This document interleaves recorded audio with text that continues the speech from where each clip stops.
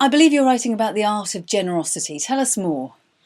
Yes, it's a book I'm writing, and I've been very interested in generosity for many, many years. And so I started to look around, what books are there on generosity? And what you find are there are different kinds of books. One is around philanthropy, which actually means love of humanity, but also is often interpreted as giving money. And then there are lots of books about the generosity of spirit. And so what I decided to do is to look at generosity and ask three questions. First is, how do we learn generosity? The second is, how do we try to practice it? And the third is, how can we be generous towards future generations? And then I started to find, and this was very interesting, that generous people are like good gardeners. What they do is they create an environment that enables people and things to grow. And then I found some very interesting paradoxes, particularly when it comes to protecting this generosity for others. And found that there was a kind of model that people followed. And of course, with me, it has to be an alliteration, and it's got 4 E's. So people create an environment by doing 4 things. The first thing they do is they give people encouragement. That's almost like the first wall of the garden. So they create an encouraging environment. And often people learn that from their models in the family, parents who've been encouraging towards them. The second wall is education.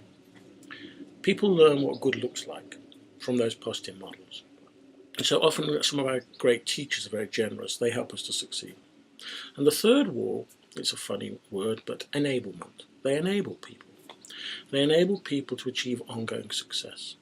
So those are the sort of 3 walls in the garden: education, encouragement, enablement. And the fourth wall is interesting: enforcement. They are prepared to protect that territory, that environment, from others who want to spoil it for other people. And this is what I found with generous people.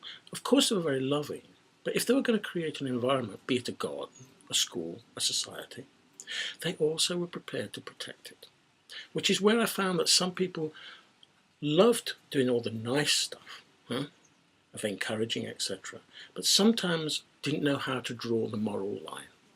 And when looking at generous parents, they drew the line, but they gave a moral reason for it.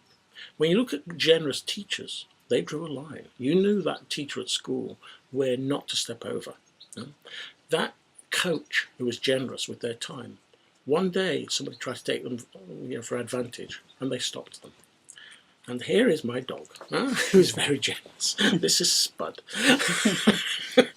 And the thing is, what they did is these people were incredibly generous in creating this environment, but they were prepared to hold a line as well for people who tried to spoil it for others. So I'm writing about the art of generosity and how we can create those gardens of generosity, provide positive models, encourage future generations, but also be prepared to protect them in a way so others can enjoy them in the future.